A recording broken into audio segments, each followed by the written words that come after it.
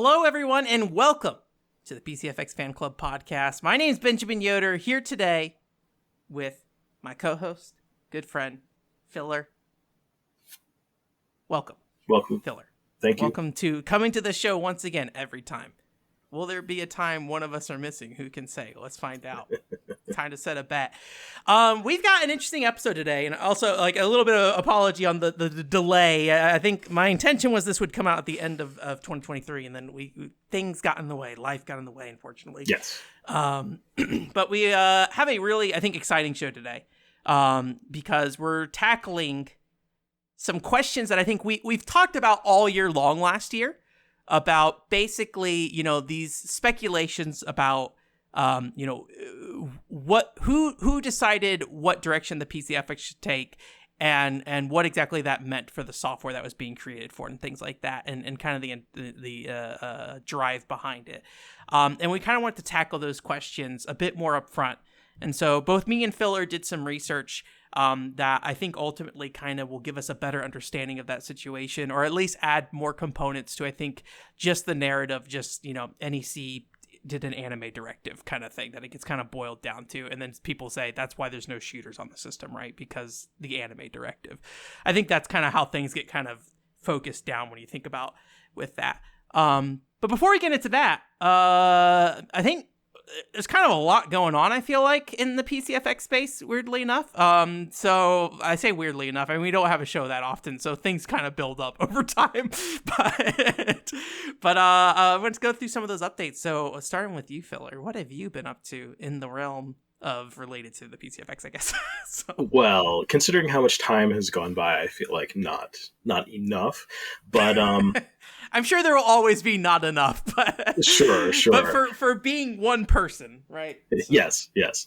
So one fan of the PCFX, I have been trying to get into Mahjong a little bit more.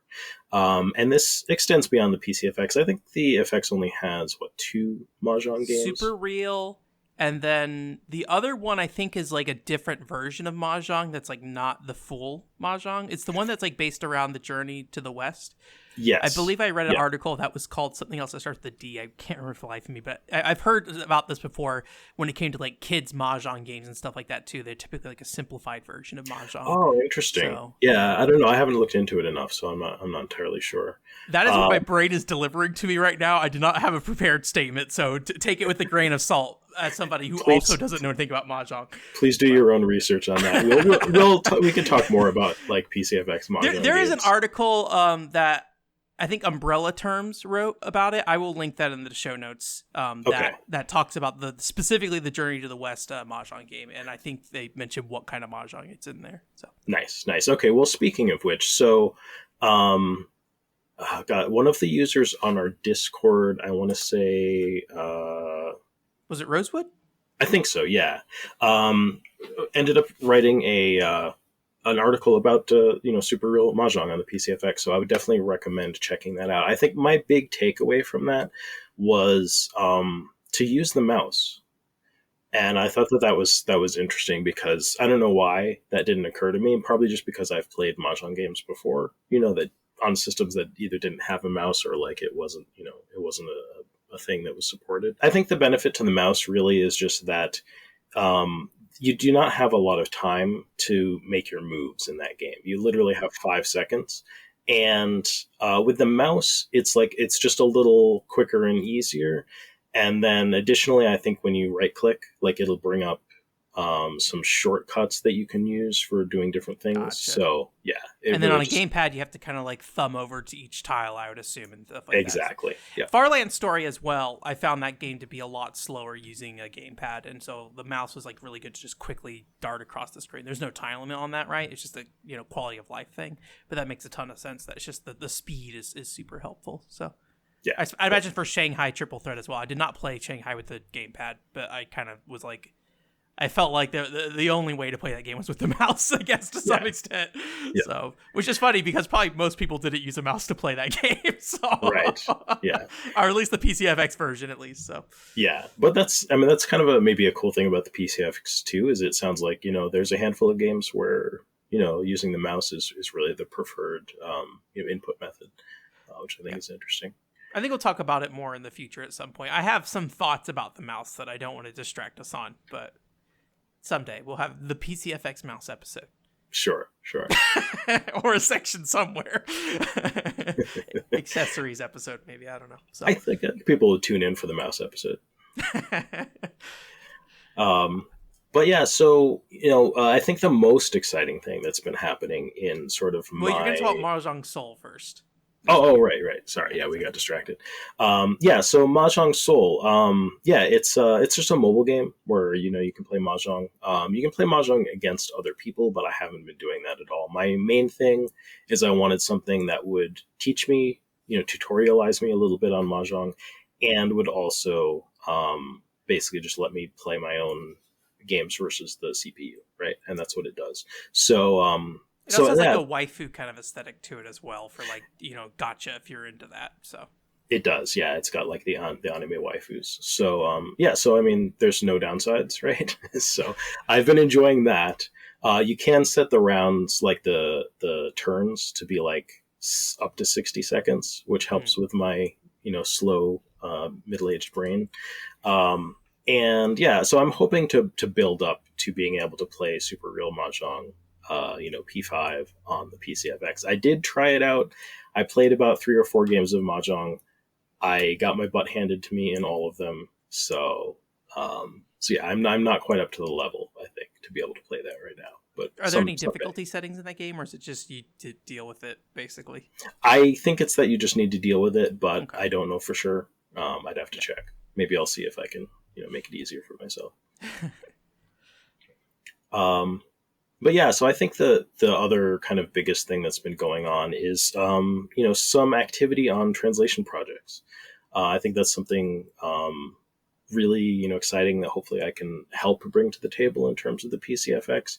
My first bit of news is kind of a downer. What's that? Is it bad news? Yeah. Bad news. Yes, exactly.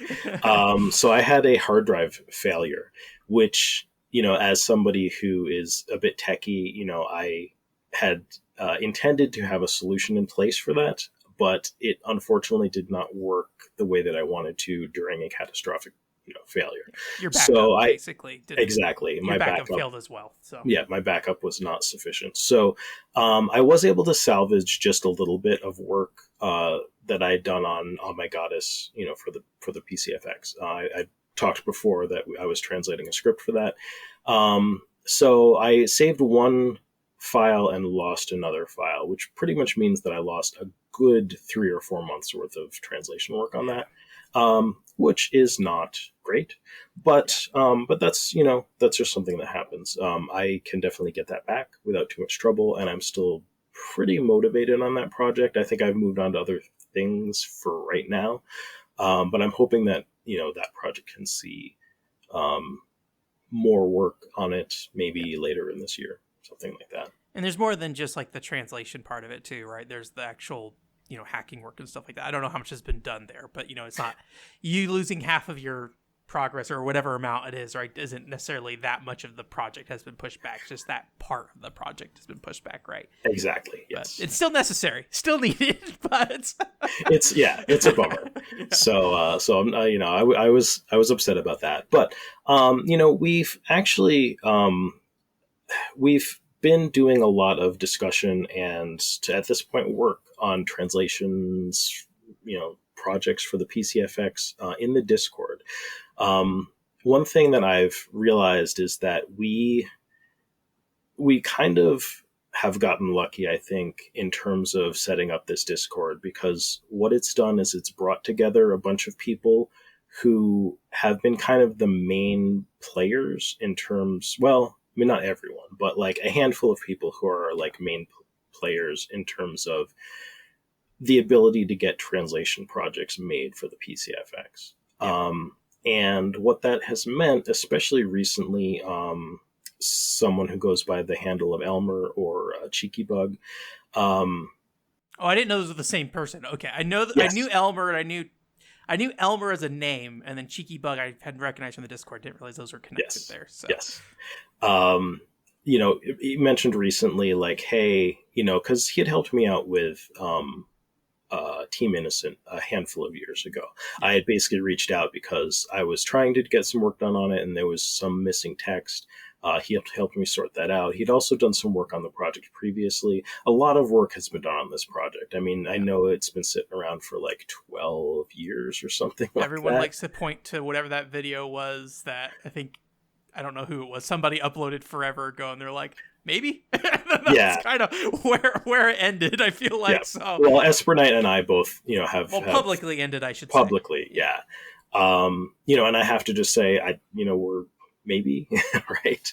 But yes, since we have the right people together, Elmer was basically like, hey, like, is anything going to happen on this? And it was great because with all these people in place, people were like, well, I could do this and I could do that and I could do this. And, we're all sort of here still able to do our parts, which is great in and of itself.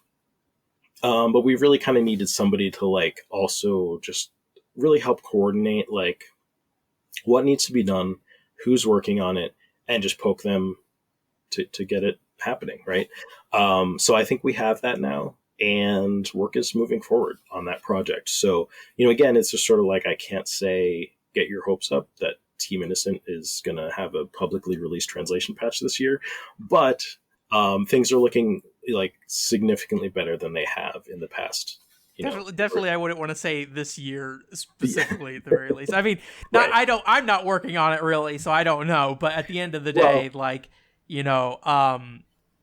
I think that it is always kind of up in the air, and like it's all charity work essentially, right? So, it's got to just everything has to align just right in a lot of ways, right? It's like, it reminds me of like the statement of like, oh, every video game that shipped is a miracle. I forget who says that.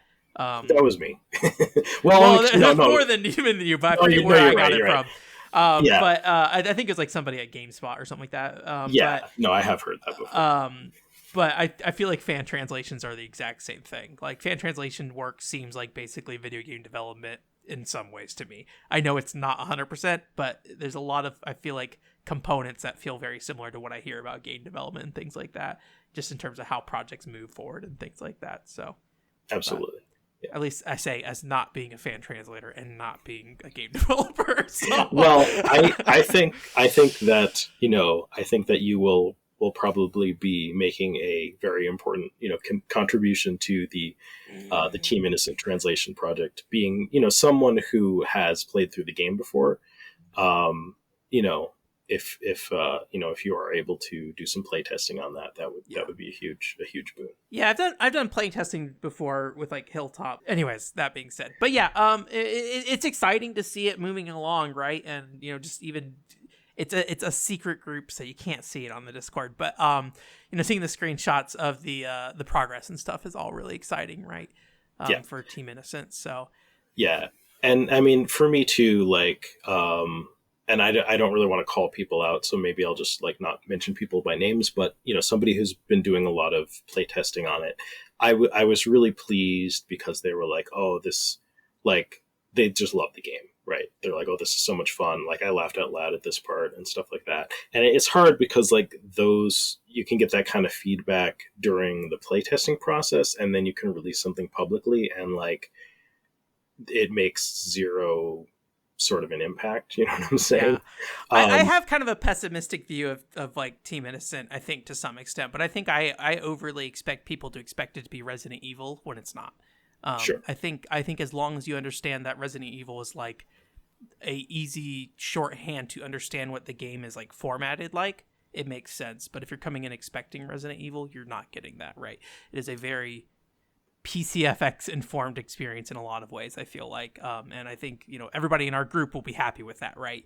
But I don't know, random Joe Schmo over on whatever, favorite YouTube channel that talks about retro games, fan translations or whatever.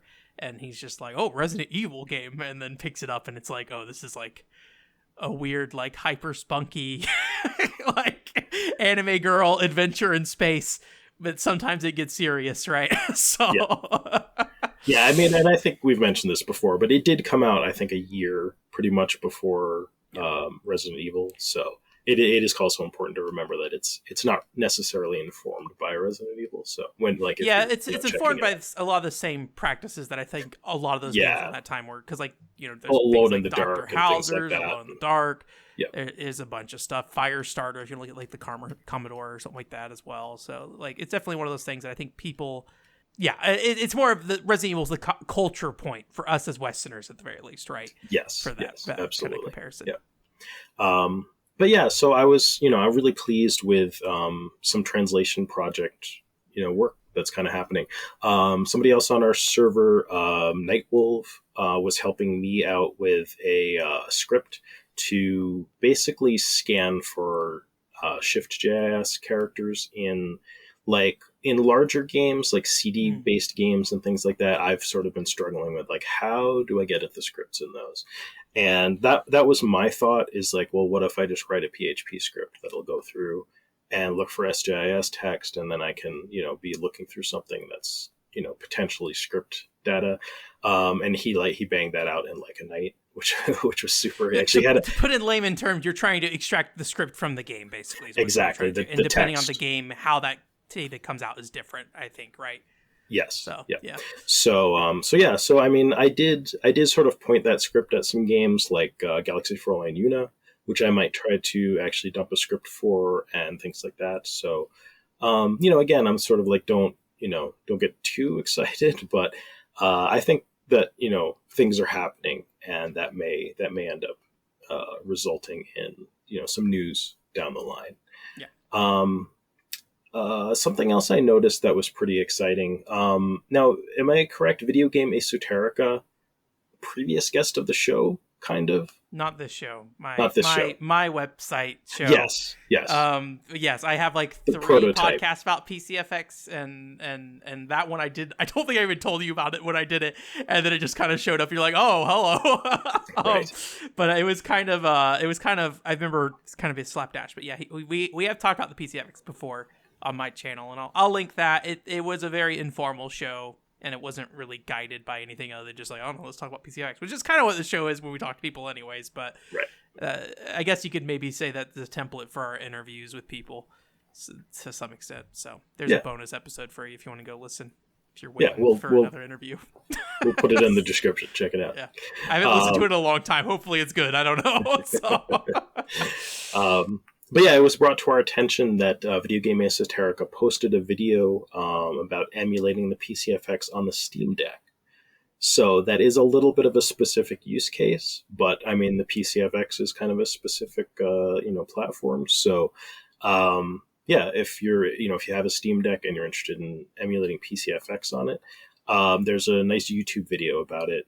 Goes over everything that you need to do. It's not one of those things that's even really fully described in like the emulation documentation for Steam Deck, but Video Game Esoterica got it to work just fine with it's mostly, I think it's running like RetroArch, ultimately in the background, which is why it can do it. But yeah, you definitely, I'd recommend checking that out. PCFX games on the go. Yeah. If you want to, I don't know what you'd play on the go. But what would you say is the most portable friendly PCFX game? Well, I mean, honestly, I really enjoy playing sort of visual novel text adventure type games on my Vita or PSP. So, it's honestly really good for that. Your answer is what you're saying. I mean, that's always the answer, right? Yeah.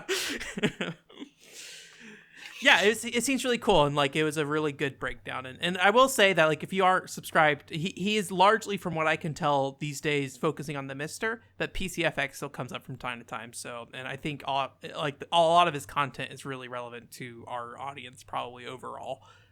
So if you have not checked out Video Game Esoterica's YouTube channel, you should. It's a lot of really interesting stuff. So, yeah. So Ben, did you know that 2024 is the 30th anniversary of the PCFX? I did not know. Although I will say that like because the game industry is at like an age now where there's like so much relevant stuff now, feels like every day's an anniversary or something.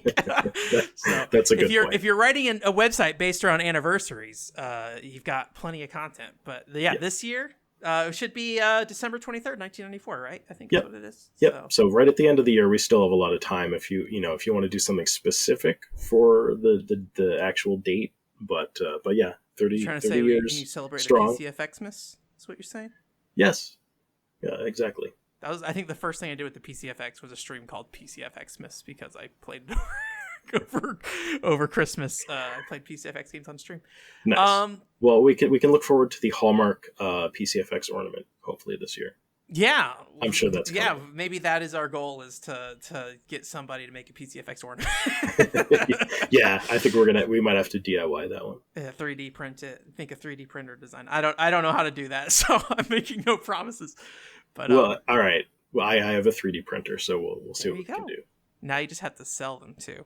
Can you do that? Are you willing to ship to any country in the world for any price? Yeah, why not? But yeah, that is exciting. I don't really know what to like. I think that is always an opportunity to talk about the system. I'll be curious to see how much it comes up. I'll be very curious, like if it actually gets reported on anyway. My guess is no. Yeah, probably. You're probably right. If it is yes, though, I'll be curious to see if the narrative is the usual narrative of, hey, it's the 30th anniversary of the hentai console, basically. And it's like, all right. Yeah. I'll take what I can get, I guess. A website had PCFX featured on it in some way. It is always disappointing when you see PCFX. You're like, oh, something PCFX. And then it's just like hentai console. It's like, all right. Yeah. All right. Well, something to look forward to in 2024. Yes. My updates. I made multiple posts on Ko-fi, actually. So if you don't know, for a while I had the idea of like making a PCFX fan club website, and then thinking about how much effort that would end up taking for I don't know how much value at the end of the day.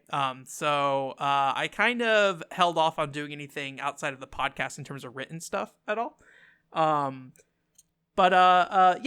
Recently I was like, well, why don't I just use the Ko-fi, right? We have this Ko-fi page. You can make posts, you can make updates. So I've been making posts and updates there, and that's included things like I did a look back at the Team Innocent reference scans that I have. So basically there's these like referenced art documents, I assume. I don't know 100% for sure, but they were basically scans of those documents. I don't have the original documents that I was able to get online. And I will say I found out in doing this process, some of them are actually missing. But I actually found like where they were shown off at the Tokyo Toy Show, because you can actually see them in the background and stuff of the event and stuff like that. So, and then I also took a look at like, hey, what are some of these reference documents look like compared to the actual stuff in game? What had changed and things like that. And then I also did a post that maybe a little specific for this one, but I did the First Kiss Story character song album. And trying to learn what that is, because when I bought it, I was like, oh, First Kiss Story music. None of the music on there is First Kiss Story music. It is all music sung by the voice actors from First Kiss Story, and they're unique songs. So they're not anything with the game. So it seems like it is more about, I think the reason why they're called character songs is their songs kind of based around that character instead of something else, right? And so I was kind of exactly, yeah. I put it in and was like, what the heck is all this, other than I recognize these voice actors? That's about it. So, I think sometimes they're called image songs also. Image songs, the other name, yeah. I saw for that too. But same kind of thing. So it's, I mean, that's really cool though. I mean, it's another like fandom thing, right? Yeah, you know, if you want more like, hey, I like these characters, like that. Yeah. That's and First Kiss Story was definitely aimed at that, right? That was definitely the intention of, please have a favorite girl. And please buy all her merch. please support her. So that was something I did as well. But more recently, I took on something that was a little bit more, I don't know if ambitious is the right word, but a little more detailed, where I did a write-up of exploring the different like sales numbers about the PCFX. Because we talked in the Discord all the time about these different numbers that have floated around. And I always forget which numbers come from where, what numbers seem like legit or not. And I wanted to kind of just organize it all and just kind of put it all together. So I wrote up a post on Ko-fi that basically tries to hunt where those numbers come from. I did hit some walls in that process. So at the end of the day, I can't tell you like 100%, you know, which numbers are the most like reliable. But I was able to at least, you know, find, okay, this number came from here. and kind of better understand what the source of the number was. At the end of the day, we all know the PCFX did not succeed in the way the PC Engine did, right? So how much does it matter how low the sales were is kind of another thing. But the bigger thing is I just want to make sure that this information we know where this information comes from, right? And it's not just, oh, trust me on Wikipedia, right? It's better, I think, to clean that stuff up. And maybe at some point, when I have enough research done, I should probably maybe do a comb through of the Wikipedia page and maybe try to clean it up a little bit, because that is, I think, what a lot of people probably access. That's not a bad idea. I don't know how confident I am in doing that right now, but I've only ever done that once. It was a game called Aconcagua, which people call the survival horror game, and it's a point-and-click adventure game. And it's based off like an IGN preview where somebody called it a survival horror game. It's very strange.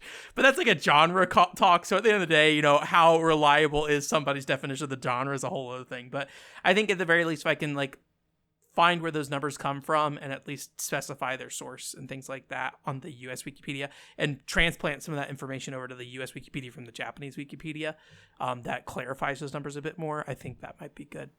Yeah. I mean, what I'm getting from what you're saying is, visit our Ko-fi page. Our Ko-fi page. Everything is freely available. You do not have to pay money to see any of that stuff. But yeah, we did kind of change our approach to Ko-fi. I need to check. I feel like every time I think about Ko-fi, I forget. But basically, we have decided no longer to go forward with like funding editing for Ko-fi. It just we're doing the editing ourselves. We're sucking it up. So I need to double check that all that's clear on the Ko-fi at some point. But essentially what we've kind of shifted the Ko-fi to be is just a pool of resource for us to try to obtain new stuff that we can, either add to the Ko-fi page or maybe be helpful for the show, right? It's something that we previously have done with our own pockets in the past, and I think both of us are in the fairly negative of that. But at the end of the day, I think is something that we want to use to make sure that we are contributing to the conversation about the PCFX and stuff like that. So yeah, and this is in terms of like research materials, being able to write articles, being able to get either new information out there or like, confirm existing information, research myths and things like that. So yeah, any help that, we can get on that, we really appreciate. And I hope you guys, check out, the articles that we have on there. Ben's been working hard on. Yes, it is worth mentioning. I don't know, like usually I feel like standard practice is to mention who has supported us, because we have had some support over the last year and we haven't really talked about it because we haven't really done a lot with the Ko-fi is the big thing. I think is the other thing. So I think that's our resolution for 2024, I think. Yeah, I didn't really want to talk about it until I started doing stuff on the Ko-fi, so that was my hope. But yeah, Paul Daniel supported us, so thank you again, Paul. Fireweed did as well. Derek, I don't know if he wants me to say his last name. I'll just say Derek. And then someone named Synthesize Me. I don't know who that is, but thank you for your support. I appreciate it.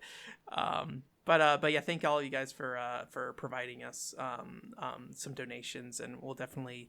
It's one of those things that it's hard because we don't necessarily know what we need to buy per se, right? Because it's like, you don't know what's going to show up until it shows up in a lot of ways, right?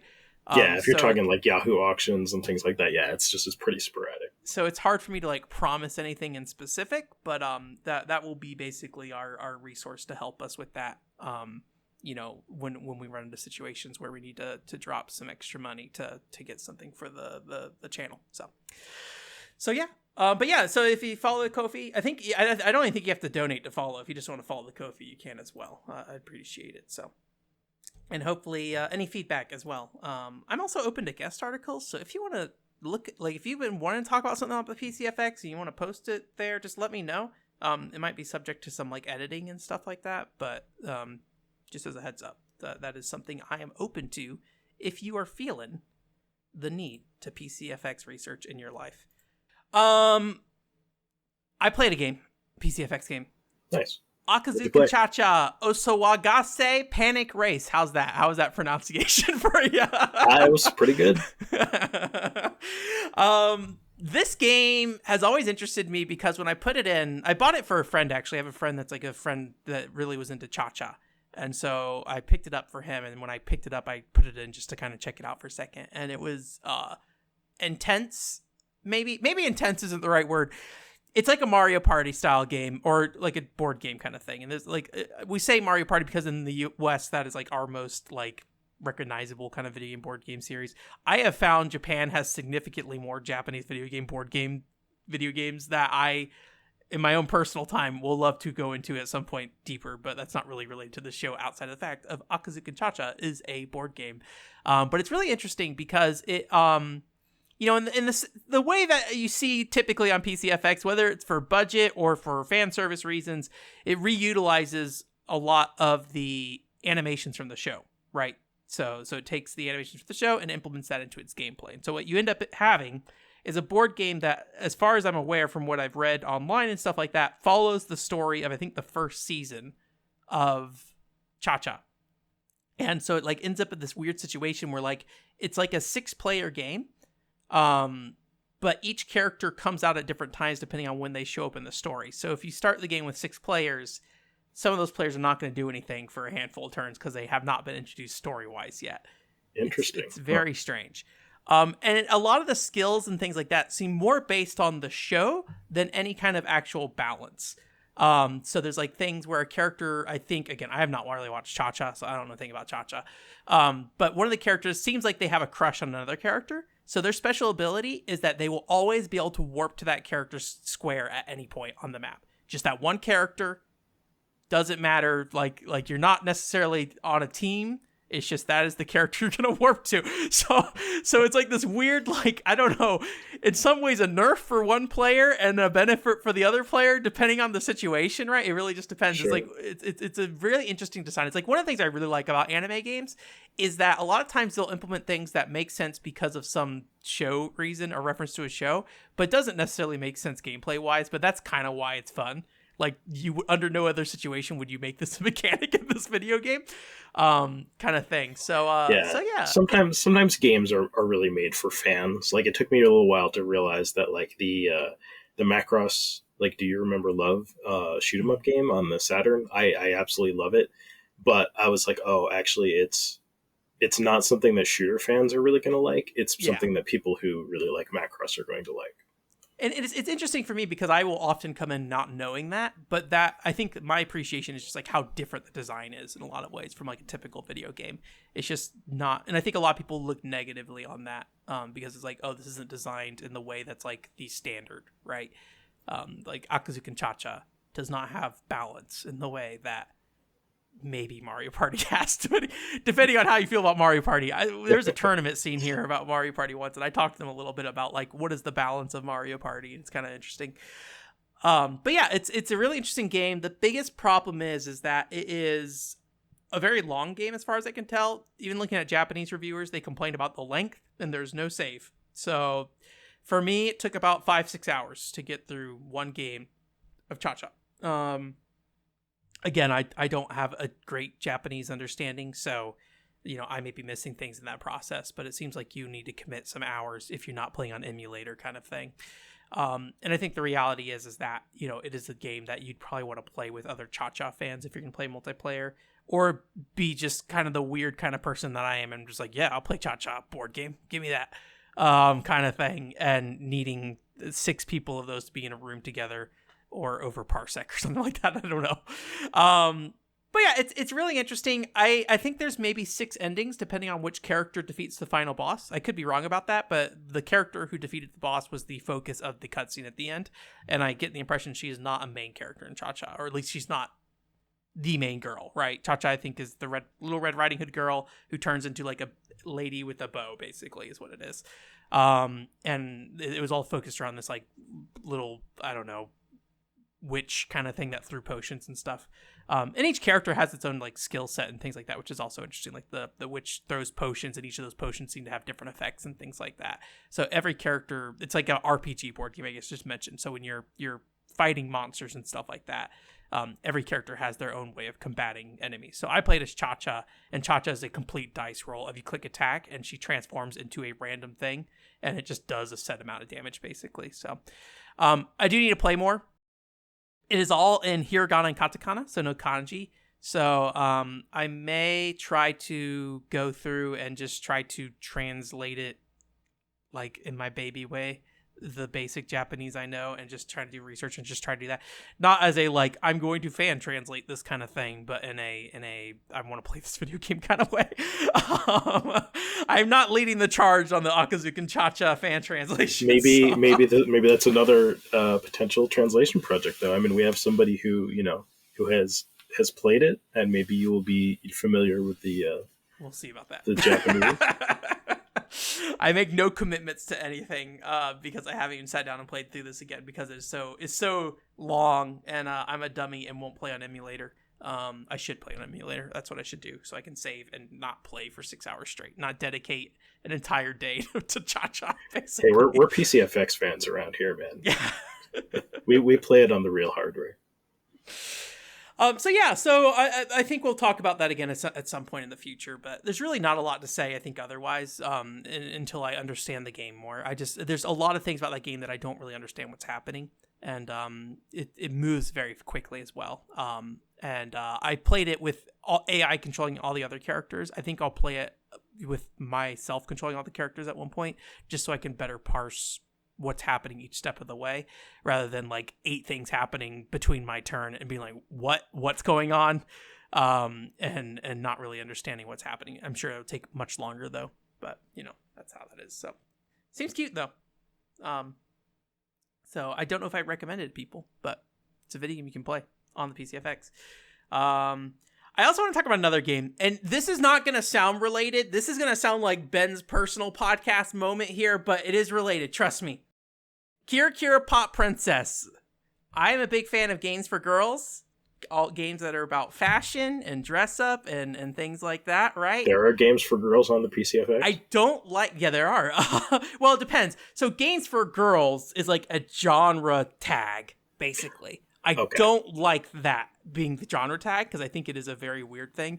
I don't know what is a better word for it, right? But that is the standard, games for girls, and it is a actual genre. What makes up that genre is typically feminine elements being kind of the main focus of like, hey, are you like, what would a like 8-year-old girl at a marketing company be targeted as, right? That's kind of what elements make up these games a lot of times, right? And Kira Pop Princess is a game, and I generally like these as a whole, but Kira Pop Princess is notable to us because Hunex worked on it. And essentially what this game is in some ways, maybe you can make a connection to Megami Paradise 2 here if you wanted to, but it is an idol game. You are a girl going out on Rainbow City Town, and you have to find your own color by dancing in different parts of town with different mentors and things like that. And build up. There's a fan base thing at the top as well that builds up and things like that. It sounds very like Megami Paradise 2 to me. Like it is not related in any way, but like you see the pieces with some of the connection points. But one thing that I did think was kind of interesting about it is the presentation of the game it's very active. The characters emote a lot on screen and they're moving around a lot and when you play games for girl, typically, usually, and I don't know if it's a budget issue or a design decision or what, but usually have like a 2D character portrait that doesn't really animate. They kind of, a typical visual novel, kind of like they'll switch between emotions or something like that, right?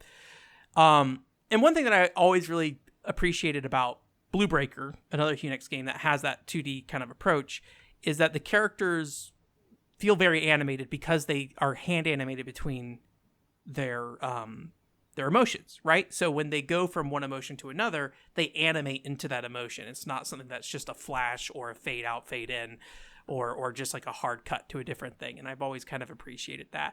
And that in some ways, Kira Pop Princess, and maybe this is because I knew Hunex had worked on it, reminds me a lot of Blue Breaker's presentation a lot. Even though obviously in a lot of ways, very different video game. And I think I recognized, on my outside of like, oh, Hunex is kind of the thing that connects this, so I might be thinking about it this way. I did do a little digging and did find that people involved with Blue Breaker were people who kind of led the graphic design part of this game, in both the 3D models and the 2D elements. Actually, the guy who is the chief 3D designer, his first 3D game, as far as I can tell, at least at HuNext, was Blue Breaker Burst. So that was his first experience, I think, in a corporate setting or in a professional setting doing 3D to that degree, because that's like a 3D fighting game on the PlayStation, right? But he previously they all had worked on Blue Breaker when it comes to the like enemy design and a lot of like the character graphics for events and things like that as well.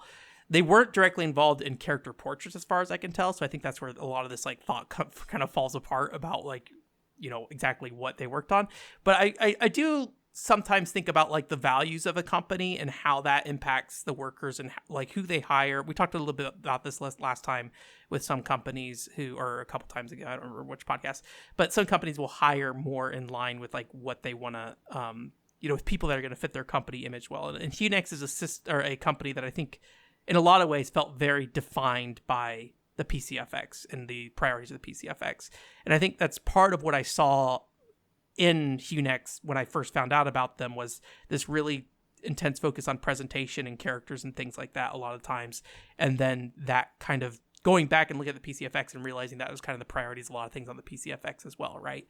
And so I think that was like something that I think a lot about when it comes to HuNext after the PCFX, when Human, the company that was part ownership as far as I can tell. I don't have like all these facts down straight, but part ownership and then Human went bankrupt. I don't really know what happened to HuNext after that allowed them to continue to operate on their own. But, you know, when you get into those, especially those initial games right out the gate, they still have that like PCFX feel to them in a lot of ways, I feel like. Now, you might have mentioned this, but what platform is Kirikiri Pop Princess is the Nintendo DS game that came out in 2006, 2007-ish. So it's a bit afterwards. And it is worth noting that, and I need to look into this more. The problem with HuNext is they've worked on a ton of stuff, and a lot of it is not credited. But it seems like this is maybe the last major project these guys worked on before they left the company. Okay. So it is also kind of a turning point there. T's Music provided or at least was involved in the music for First Kiss Story. It's a company made up of composers, and so they provide, you know, they get contracted out for music and stuff. They were involved with the first Kirikiri Pop Princess, but there's actually a sequel, and that seems to be the transition point where they moved away from T's Music to a different company as well. So it's kind of interesting that this random Games for Girl Nintendo DS game kind of feels like this weird transition point for HuNext, where they're putting that past behind them a little bit. And they actually changed their logo between games as well, so it's no longer the PCFX blue and red logo. It's a black and yellow logo that reflects their design today. So interesting.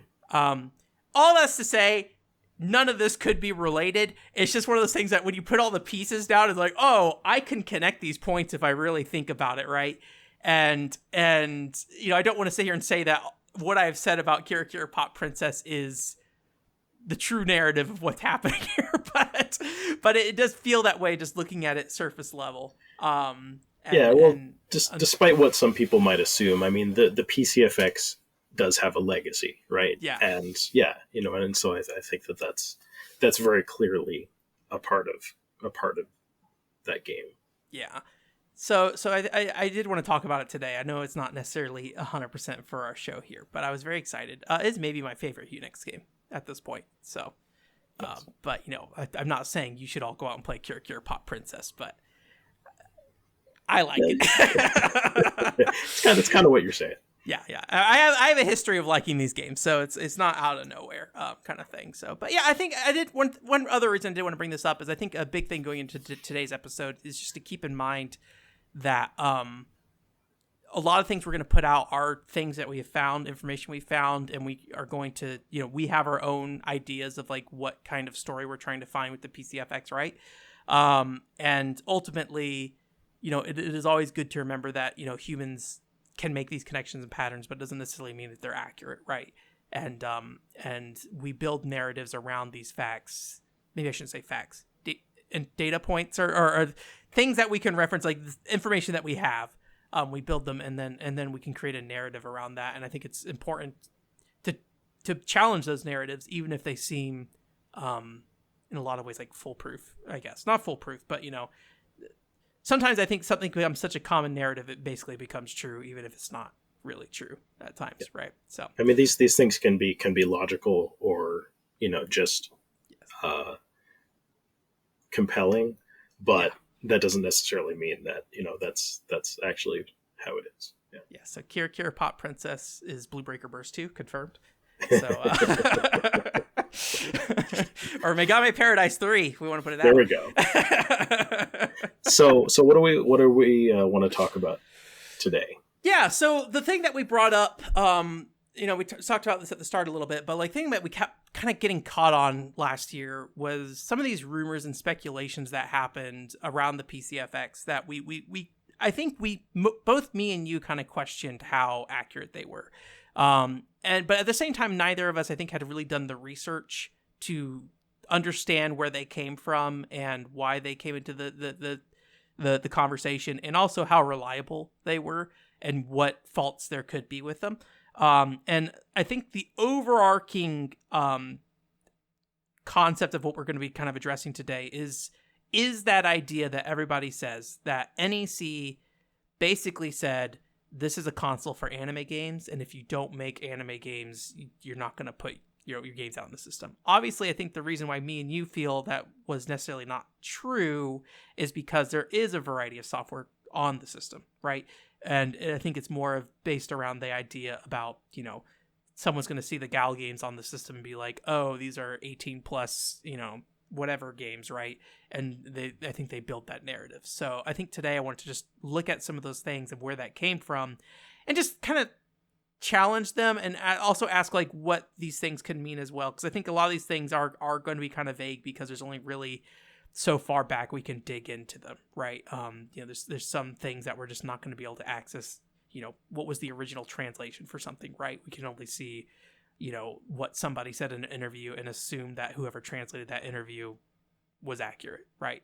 I don't even know if they were conducted in English, right? That's the other thing. Like some of these might have been in English because somebody at NEC knew English, right? But it's hard to say with some of these things just because how old they are. So that's kind of the point of today's show, is to kind of look at those and challenge those things overall. So the real key companies that I think we're going to kind of center around today is going to be Hudson, NEC, and then later in the conversation, Red Entertainment and SEGA, right? I think those are kind of like the key people here today.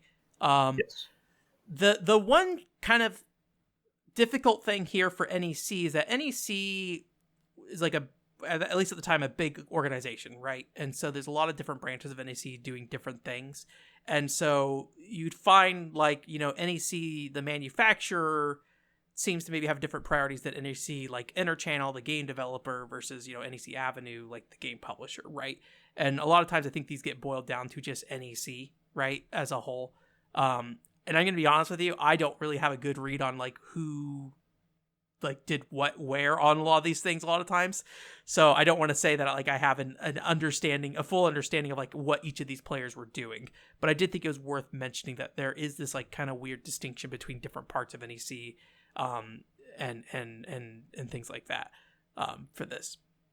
But the original source I think most people get this like Anime Directive from is I think from a magazine article from 1995 from Next Generation magazine.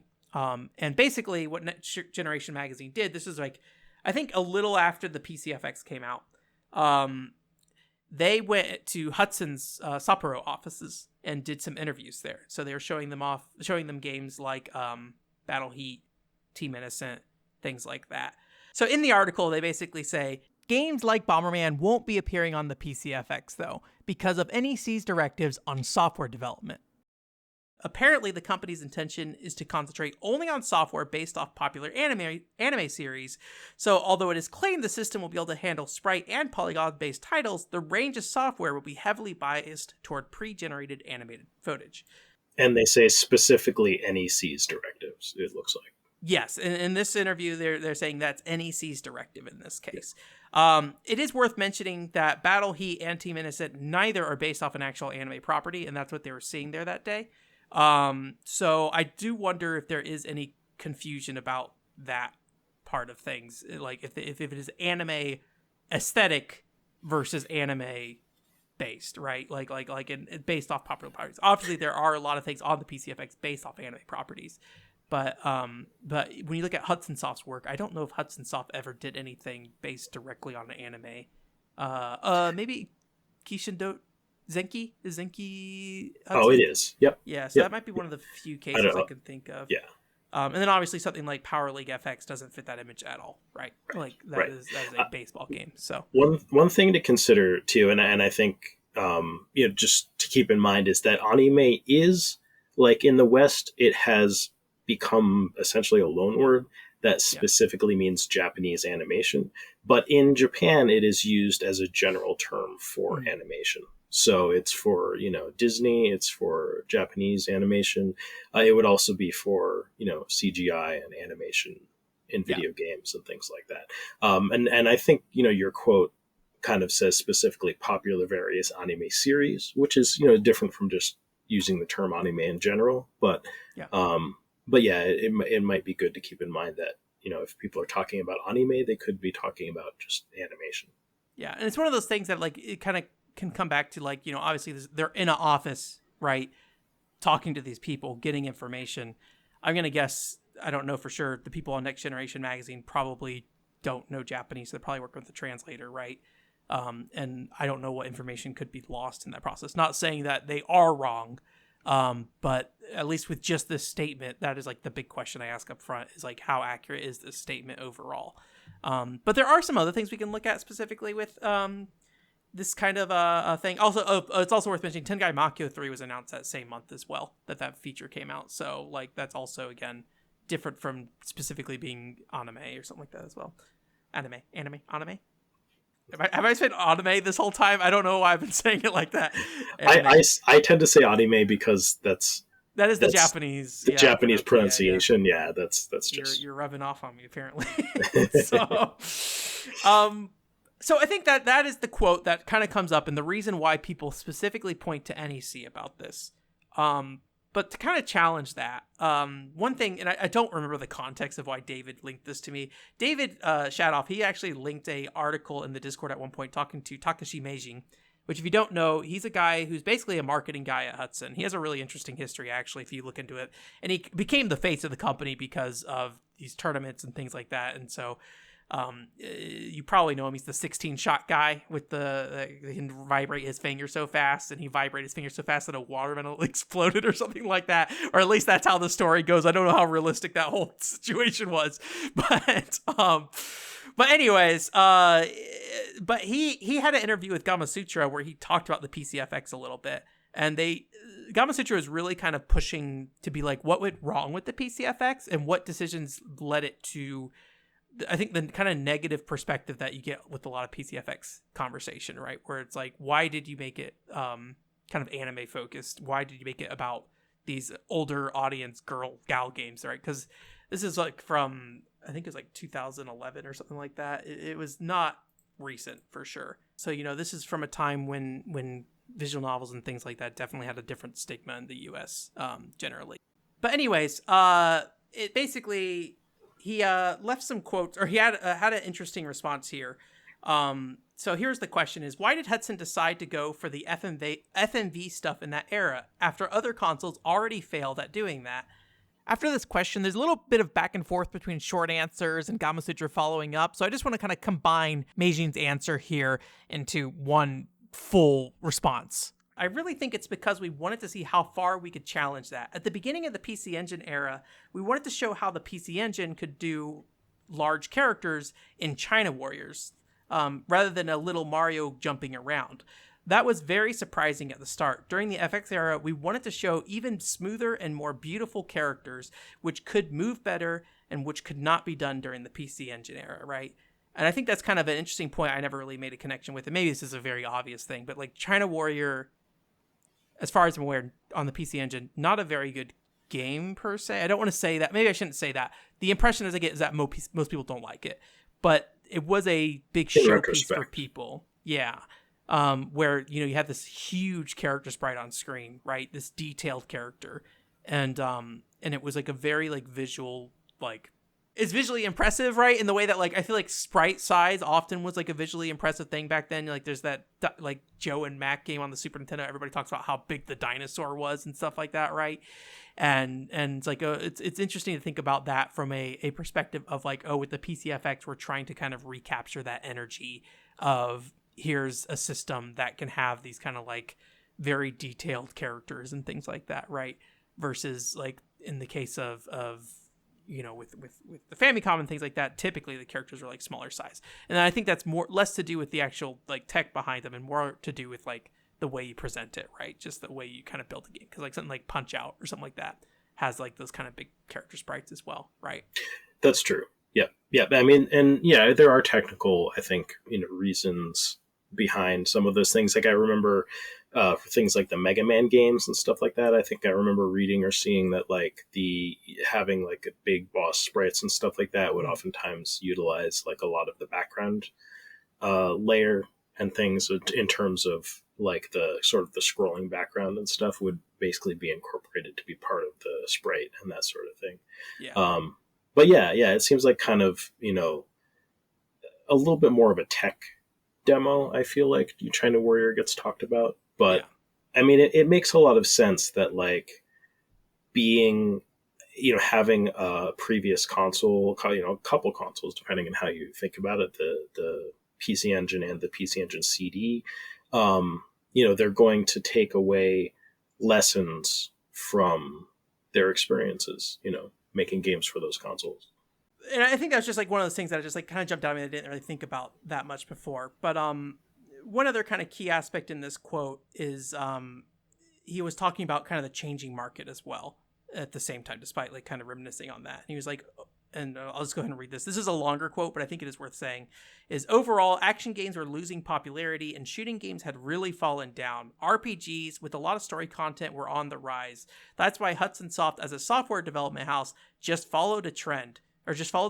It's pretty much all about business. At the time when the PlayStation came out with Final Fantasy, it became that some genres just didn't sell. There was nothing to be done about that. For people who grew up in the shooting and action game era, when they saw Final Fantasy and its excellent graphics, they say role-playing games are amazing. The popularity started to take off from there. As they get older, they couldn't move as fast as before, but an RPG, no matter how old you are, you can still finish the game. The whole thing was shifting that way, that people were concentrating on those games. That's why the direction was changing. Think of it like a pyramid. The top of the pyramid is core gamers, and the rest is the casual gamers. Look at the shooting game era. The core gamer want better graphics, better performance, and better everything else. So developers are looking at these people and ignoring the larger casual gamers. I think that's probably why we then realized that those things were not really getting more popular anymore, because it's just a small group of people, so they had to make that shift, right? And so I think a lot of times when people talk about like the direction of the PCFX, that is the big thing, is like they should have just kind of stuck going the same way they were going before, and the fact that they didn't do that was like ultimately the demise of NEC, right? But I think they're looking at it, and again he's with Hudson, and he's basically saying that's just not the direction of the industry anymore for us, right? We were looking at where were things going from there, and I think everyone probably without knowing necessarily where it was going. I mean, this is an interview that happened quite a bit later, right? But without knowing where that was going, you kind of have to find your own direction to reach that audience, that growing audience. That wasn't just the shooter audience kind of thing, right? Yeah, and I think that's really validating too, to hear that in an interview from someone involved in marketing and directly from Hudson. We've sort of speculated as much, but yeah, it makes a lot of sense when you think about it, because I mean the CD-ROM format too, and the technological advancements. I mean, you would kind of think that would be an excuse for like bigger, better looking action games and things like that. And I think we did see some of that stuff in terms of like things coming out from SNK and the Neo Geo and the team behind, I forget their name, but like the Metal Slug series and stuff like that. Like those always felt to me like, hey, we're really pushing how much like visual flair, that we can have in a 2D game on action game, but there's kind of a limit to that, and then Yeah. where do you go from there, right? Yeah, it's one of those things that I think just at the a lot of us like to commentate on the direction of the industry and like what it should happen. And I think very rarely do any of us know any real answers to these things, right? And I think it just, even if it wasn't the ultimate correct answer of the direction they went, right? I think you can see they were thinking about probably the right things, right? When you think about what was successful after, going to this generation, obviously again, this is all in hindsight, but it seems like at least the way he's presenting that vision is that it was pretty on track of where the industry was going as a whole, kind of thing with that. And maybe more so in Japan, less so in the West. Well, I mean, I feel like Japanese RPGs start to really pick up this console generation as well in the West. Well, that's true. Sure. Yep. More story focus to a lot of games. I think that was also true going into that generation. So I think for me, at least, that I think it was maybe a smaller success, and it's weird in the West because we had that weird dip afterwards, right? Like Final Fantasy was huge for a long time, and then like the 360 PS3 generation, like at least if you followed the commentary in the kind of like mainstream news space kind of thing and the people surrounding that space, it was Japanese games are old, poorly designed, blah blah blah blah blah blah, right? That was the conversation that was happening. So it's kind of weird because you kind of have this upward trend and then you have this downward trend where like nobody's talking about JRPGs for like 6 or 7 years, and anytime they talk about it, it's like, oh yeah, spiky hair emo boy kind of thing, right? That's the way they put it. And then you have people over like playing what few Japanese RPGs do get localized, and they are kind of like within this like niche space. And there's like, I'd be very curious if anybody has like an actual like study on what happened during that period and exactly what drove to that. Most people will say racism. I don't know if I 100% agree with that, but I think there's a lot of things that added up to that point. And I think a lot of times it was just kind of the increasing exposure of Western developers on console games. I feel like that was kind of a big shift in the industries when you had these big kind of Western RPGs and stuff kind of hitting home console and making these huge splashes. And so I think it drove a lot of people's expectations of what should be happening on these consoles, right? Definitely. I think, multiplayer also, like online multiplayer being able to be a thing, and like first person shooters being really popular. I think that, that definitely like it changed the gaming landscape, and in the same way that I think at the time, like, and it's interesting. So, and we're talking about Final Fantasy 1. Right. So like Final Fantasy 1 is, on the Famicom, NES. But yeah, the knock-on effects of that were definitely felt, for a long time. And, so I think by the time the PCFX comes around, that's like the PlayStation 1 era, and definitely I feel like that was still RPGs kind of reigned supreme at that time. And I mean, Dragon Quest has always been like a juggernaut in Japan as well. So. Yeah. And Tengai Makyo with like Hudson, right? Tengai Makyo was a big success for them as well, right? So absolutely. I think there's internal interest there as well. So I think that's like good to see like that there was this kind of core drive to move somewhere else. But he does actually go on to address the whole anime directive kind of thing. And he said NEC didn't do anything to set the genre direction. Maybe I should actually clarify that point. He's specifically talking about the FMV push kind of thing and that kind of gal game stuff. They didn't specifically say anime games in the way that they did in Next Gen magazine kind of thing. But he said NEC didn't do anything to set the genre direction that the software was made in. Their concern was purely technical. Software wise, Hudson was the one thinking about that and setting the direction basically. So it sounds like this is not necessarily that NEC is saying that this is what you should do. It's NEC like basically being more maybe practical with like what the hardware is that they have, right? Like Hudson, as far as I understand, has some role in the design of the hardware. So I think it's probably one of those things that like it's just a lot of interconnected talking and things like that. But it sounds like Hudson is also kind of like generally on board with this direction as well. Or at least again, in hindsight from Meijing, from what he's saying is that they were also in agreement that this is a direction to go with this console, whether they thought it was going to be the next big thing or not being another thing, right? Yeah, I mean, back to what I was saying too about animation. So from what you're saying, what I gather is that like it, at least from this interview, like he's implying that NEC is like, hey, leverage the animation capabilities of this system. And then NEC is basically, I mean, not NEC, but Hudson is basically free, more or less to just decide how it is that they want to create games around, making sure, like, let's try to leverage the animation capabilities as much as possible.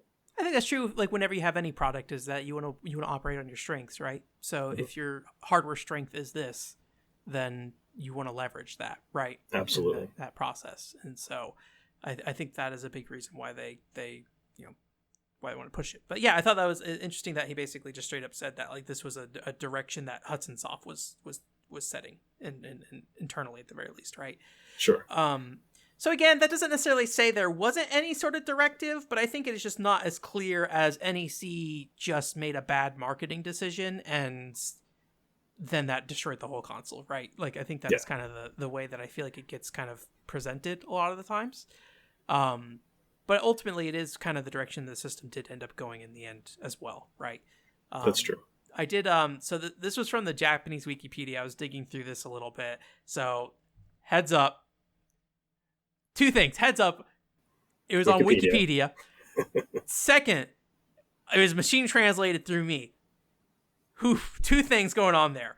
I did the thing I did with like the PCFX hardware numbers, where at the very least I tracked down where this information came from. And these things would actually probably be more accessible to me, but the big thing is that they're Japanese issues, so I'd need to figure out if those are actually accessible. I didn't like do the super deepest digging into what this is, because the problem with the PCFX sales numbers, those were newspapers, financial newspapers from 1990s, right? Trying to find that. But PC Engine fan, I think, has been scanlated, right? Was that the thing that was involved with what is that group's name? Oh yeah, was it Gaming Alexandria? Yeah. Did they scan that? Was that the series they scanned, or was that something? I think else? so. Like I think David donated a bunch of his PC Engine fan magazines. Yeah.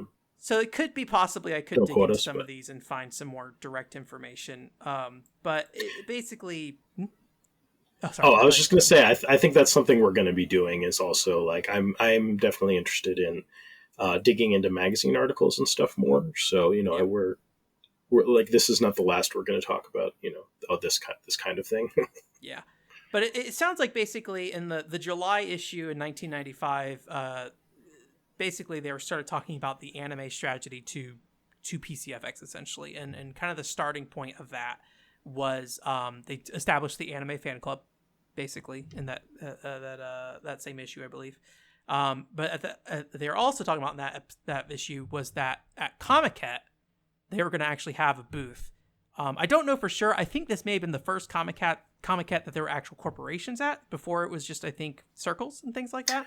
Interesting. Yeah, I'm not really sure when they started having industry booths. Yeah, that was one of the notes that was on the page. Again, I did not look super deep into that. It's just kind of like a fun, interesting side note. It's not really relevant to our story, but so don't take that as a fact if you're writing something about Comiket. But at this event, they basically sold Anime Freaks FX there, as well as Chip Chan Kick. Those were the two things there. Actually, I have those both seem very appropriate for Comic. Oh, yes, Comiket catalog for that year, and No Free is on the back.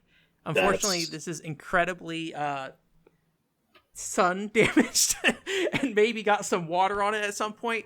But I found it cheap on the cheap. A friend of mine, Oscar, got it for me when I was in Japan. So I flipped through. I couldn't find anything about the actual booth in here, really. I think the back page might be the only place this exists. But yeah, I mean, you can see it does show the map, and like map probably where the booth would be, and yeah, second floor. I mean, that's really impressive though, because even like for the comic market catalog, like getting the back page probably isn't the cheapest thing in the world. Yeah. So really, if you don't know what Comic Market is, basically an event where people go and it's more for like independent artists typically, where they sell like their like original works. So there's very passionate fans, usually parodies on things, but there is original work there as well. It's like a huge fan convention, but it specifically tends to be focused on selling goods. Yeah. So and so you can kind of see this like this angle that they're taking with it, taking it to Comiket, right? Which like I said, now there are corporations that do go to Comiket pretty frequently, but If it is true this is the first one, then it would be kind of an early push that's kind of interesting as well. So but yeah, it seems like there's also some other PC ads in the back here as well, but I won't dig into that.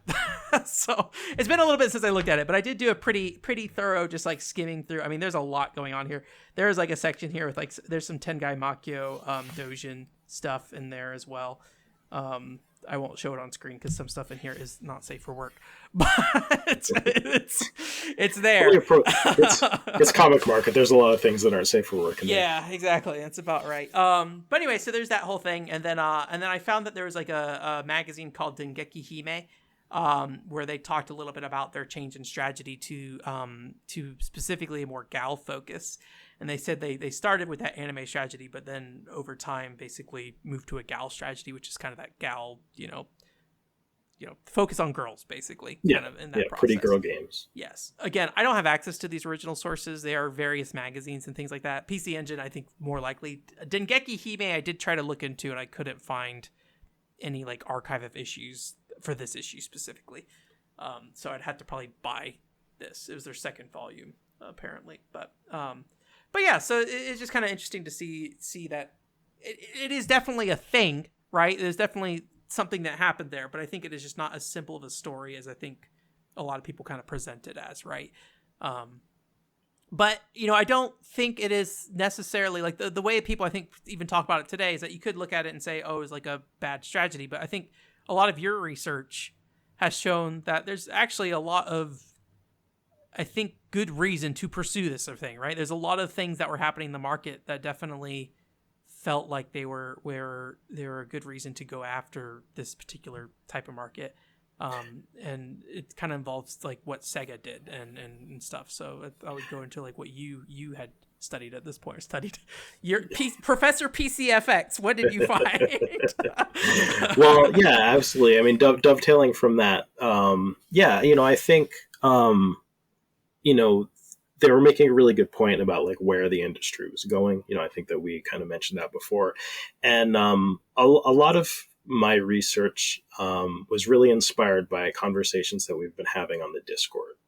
So these tended to be, conversations, especially between Compa and me, but also I think was it Manjimaru 007? Right. Yeah, Fireweed, I think, was contributing to that, David, stuff like that. So, we've all just sort of been discussing some of these things. And one of the, ideas that was brought up is, Sega's involvement in all of this, right? And the idea that, like, because we're wondering, like, I'm wondering personally, why wasn't the PCFX more successful in this space? Because it seems like, even Hudson is like, these action games and stuff we were releasing on the PC Engine aren't the future. It's going to be these RPGs, these story-based, character-based games. Eventually we're like, let's have these pretty girl characters and things like that, which a lot of that was really linked into a lot of marketing opportunities and merchandising and things like that. So the idea, though, that SEGA was maybe more successful in this space than the PCFX and NEC and Hudson were on that platform, is something that Compa brought up. And I got really interested in this. So the Tengai Makyo series, right? This is probably like the place where the PCFX was best positioned to really dominate as an RPG system, is leveraging this Tengai Makyo series that was very successful on the PC Engine CD specifically. There actually when you see comments from a lot of Japanese players about the PCFX, it is often, I bought the system for Tengai Makyo 3. Yeah. And it never showed up.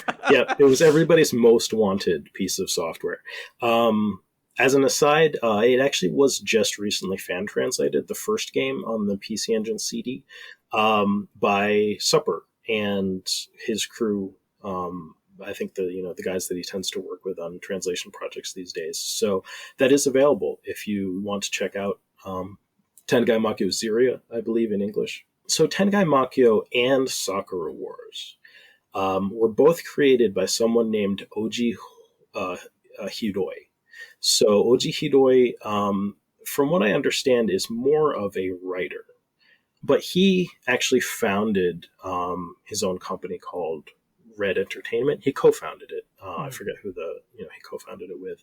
The story that Kampa was sort of coming to the discussion with is that Sega basically like flew these guys out to a tropical island and sort of like wined and dined them, right? This is Red Entertainment and specifically Oji Hiroi, in order to get them to basically make stuff for Sega. So in researching this, I basically ran across Irimajiri Soichiro. It's a kind of a little difficult name to say, but he was then the vice president of Sega. He has a really interesting history. I'm not going to go into it at depth, but he was an executive, right? Yeah. So this is somebody who like worked at Honda from through the 60s through the 80s, right? Yeah. So, this is all courtesy of the Wikipedia page about this gentleman. So, again, citing Wikipedia, you got to take it with a grain of salt. The big thing is citing like the original thing, right? That's the big thing. The source on this is an article on 4gamer.net. And this actually is a recent article. This was just published in July of last year, 2023. So they did a big interview. I think it's part of a series where they're talking to people who were influential in the video games industry, things like that, different creators. So they did a big interview with Oji Hiroi, and in this interview, basically they confirm that Hiroi was contacted by Soichiro Irimajiri. I will hopefully be able to say that by the time we get to the end of this episode. But yeah, he confirms. So he says, I got a call out of the blue asking if I could meet with him next week. I told him no, that I was in Saipan. But he said, I'll be there. So I pushed Mr. Erie, who had come all the way to see me, into the pool. So the impression that I get is it's not so much that the vice president of Sega flew them out to an island and wined and dined him. It sounds like Oji Hiroi was already in Saipan doing who knows what. He was vacationing. He was, business connecting, something. But Irimajiri flew out there. And it sounds like, Oji Hiroi was not like... It sounds like he was giving him a hard time a little bit, deciding to push him into the pool. Who knows exactly where that came from, but he apparently he took that in stride, according to this interview, and and I think it sounds like maybe that incident in particular might have endeared him to Oji Hiroi, and more so, I think, as they got to know each other, according to this interview. He says when Mr. Irimajiri asked me again if I would be interested in making a game for Sega, it sounds like he hesitated because of his relationship with Hudson. Red Entertainment, his company, has a relationship with Hudson. He says they aren't a subsidiary, so it's not like they were prohibited from working with other companies. But he said if they worked with another company, Hudson would cut off everything and Red might not be able to survive. Yeah. So I don't know if that's like he knew that was going to happen, or he was just sort of suspecting like they could cut them off. But I think there's always a fear when you start getting in a situation like that, if you have a really close relationship with somebody who's in the same space, right? So exactly. Yeah. I mean, and they were definitely competitors. Yeah. So, but the interview does say, on the other hand, he also felt that their relationship with Hudson was at an end. So it sounds like there might have been some tension between Oji Hiroi, Red Entertainment, and Hudson already at that point. Yeah. But another thing that kind of supports, reinforces this, he relayed an anecdote about how he kicked a desk during an argument. Who did? Oji Hiroi. Okay. So he was working with Hudson, right? Yeah. And, it says Hudson pulled out Red's staff. And when he went to the executive director to protest, he kicked his desk. And so Hiroi kind of like, through rumors became like the legend of the guy who kicks, executives' desks, right? So yeah, so for whatever reason, between is it some tension between Hudson and Red Entertainment? Is it just the relationship that it sounds like he built with Iri Majiri? Oji Hiroi decided to work with Sega to develop games, and that's what happened. So he went on to develop Sakura Wars, which was hugely successful for Sega on their Saturn platform. And he did mention too that they outsourced the work at one point, and then they decided that that was not how they wanted to do it. I don't know. I guess I don't know the details of the development of Sakura Wars. If that meant that like Sega started developing it internally, that's kind of the impression that I have. But don't run with that from just from this discussion that we're having. It may be worth looking to see like who's in the Moby Game credits or something like that. If somebody's gone through, that's not always there, but it is helpful usually to like track back, where people are at, even if they aren't like credited by company when they worked on something. Yeah. So, but chances are if somebody worked on a project and before that was on a Sega project and after that was on a Sega project, it's not 100%, but you can probably assume they were probably at Sega during that time if it's a Sega project in between, right? Yeah. So 3 Sega games in a row probably means you're at least closely connected with Sega right now. So. Right. Yeah, so, Compa was saying specifically, as far as he knows, like, Red Entertainment is more focused on kind of imagining ideas for games, putting teams together to make them, and typically farming out the actual development work for them, which is interesting. Made a point that they farmed the Bonk games out to Atlas, which they're also kind of a high profile game series on the PC Engine. Mm-hmm. But yeah, so it kind of raises questions like what was Sega thinking? What was this new vice president of Sega of Japan thinking, kind of reaching out to Oji Hiroi? But like I was saying, I didn't really consider the fact that Sega was probably the underdog in this situation. It seems weird in retrospect to think about like Sega being really afraid of the PCFX. But if you think about it from, that time, I think it makes a lot more sense. Like, think about how successful Tokimeki Memorial was on the PC Engine CD. Yeah. Right. Think about where, Hudson, someone from Hudson is saying that the industry is going, and the success that NEC and Hudson had with the PC Engine and the PC Engine CD. So, and when you think about it too, like the Saturn is probably in some ways competing in that same space. Like, they didn't necessarily, they did have good 3D capabilities in their Saturn, but in a lot of ways it seems like it was built as kind of a 2D system. Yeah. And, the PlayStation suddenly is competing with them really competently in their 3D space. Yeah. And if NEC is competing with them competently in their 2D space, like, what does that mean for the Saturn? Yeah. So, and it seems like, this guy, Soichiro Irimajiri, seems to kind of have the same perspective that Hudson does, and seems to really want, if it's not like sort of pretty girl games on the Saturn, then at least sort of character-based games on the Saturn. Yeah. At least the same kind of like space, I think. Like, they're very close to each other in terms of just like character-based game versus pretty girl games and things like that. Absolutely, yeah. Well, I think like when it comes down to that, like if you're you're basically trying to sell your narrative and your game on the strength of your characters.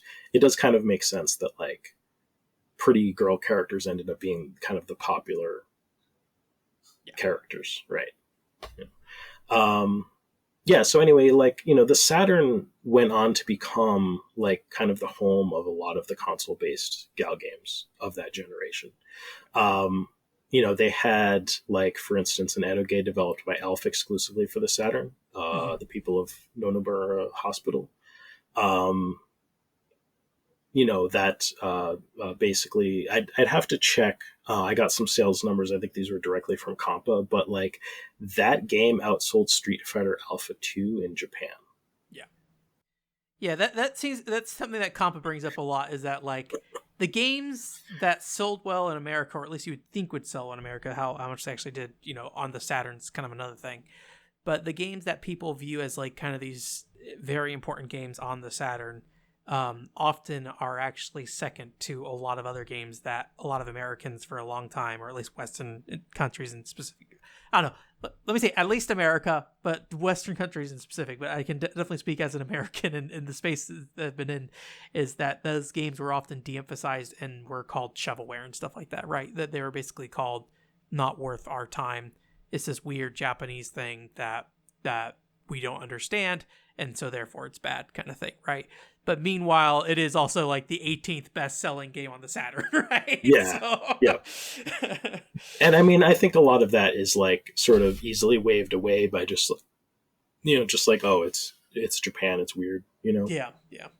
But I think waving that away, like, basically loses a lot of perspective on what was happening at the time. Yeah. In some ways, like, Sakura Wars is kind of like the cross point of both those things, right? Like of what Hudson or what PC Engine had, right? Where it is, you have Tengai Makyo being this really big thing, right? On the platform. And then you have Tokimeki being this really big thing, right? And Tengai Makyo, as far as I understand, very much more about the writing and the humor and stuff like that. It's not that kind of like in the way Sakura Wars is more of a gal game kind of thing, if you want to call it that. Character-based game, whatever you want to put it as. Like it does feel like kind of taking both of Hudson's or PC Engine's strength of like, or at least two strengths it had, and shoving that into one, as far as I can tell, successful series on the Sega Saturn, right? It does feel like that Sakura Wars is kind of like the pill that was aimed at at killing PC or the PCFX success in a lot of ways, right? Yeah. So I think that's like the one big thing that I think I kind of took away from that whole situation, is that it does feel like there was this very concerted effort to do that. To Sakura Wars is like a very concerted effort to bring that audience into the Saturn. I don't know, like personally, I don't know how successful that was. But it seems like from what I've seen and what Compa said and what other people said about Sakura Wars, it was able to do that. Obviously the Saturn. I think the thing maybe I don't understand about the Saturn at this point is, when we think about Nintendo's success or something like that, right? We think about it usually on a worldwide scale, where we think about America's, Europe's, and Japan. And there's very few cases with Nintendo where only one of those are true, right? There are some cases where that's true, where it's like one region gets kind of left out. But in most of the cases, if a Nintendo console does well, it does well worldwide. If it doesn't do well, it doesn't do well worldwide, right? Where with Sega, it's this interesting trajectory where the Genesis did well in the US, Saturn did well in Japan, and then Dreamcast kind of sputtered out from there, right? And I don't know how Sega as a whole felt about the Saturn generation, because when I think about it from an American perspective, that system seems like a complete failure in a lot of ways, right? Not when we talk about the market side of things, right? Not anything to say with the software. So, like, I wonder how much that strategy actually worked out for them, and how much Sega was happy with just the success in Japan, because that was a very Japan-specific move. And I think Sega's an interesting company where I think they were thinking about America much earlier than other companies, or at least relying on America much earlier. So it's kind of interesting that this move was specifically aimed at that.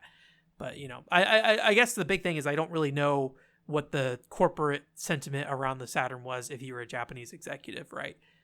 Was that enough profit to bring in because, you know, kind of part of my understanding is that Sega of America was a big part of the reason why financially the company started going into struggles and things like that as well. Which there's a really good video that talks about that stuff. I forget his name, Pandemonium. He's in the Sega Saturn community. He did a video that basically looked at some Sega financial documents. So if you are like blaming Sega of America for the downfall of Sega, that's definitely a video to watch, because I think it makes this, what is actually happening, much more clear. But it is one of those things that, like, I'm really curious, like what exactly was, from the PCFX perspective, it was a major success for them to do that, right? But when you think of from a company perspective at the higher level, I wonder how successful that was for them. But independently, I'm sure it was good. So one of the takeaways from this, I think, is that, you know, Sega might have been able to poach Tengai Makyo Namida away from NEC and Hudson, you know, releasing that on the PC FX. One of the things that I feel like this has been running around, like just discussion circles recently for some reason, is Yoshi P, who is the, what is he, like the director for Final Fantasy 14? Does that sound right? If he's not that right now, I believe he has been in the past, but he's taken kind of a bigger role at Square Enix. He also did, I think, was like the director on Final Fantasy 16 as well. Okay. So his success with Final Fantasy 14 has earned him a greater space at that company for sure. As it should, I think. But yeah, Naoki Yoshida, I think is his full name. But he previously worked at Hudson. He previously worked at Hudson specifically on the third Tengai Makyo game for the PC FX. Mm-hmm.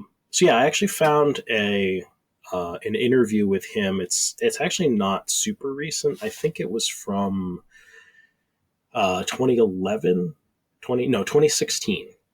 So this was an interview in 2016 with Famitsu. He was being interviewed along with somebody else, but they started talking about his background. Mm-hmm. So he said that he joined the video games industry in 1993 and studied at a school run by Hudson Soft. So I thought that was really interesting.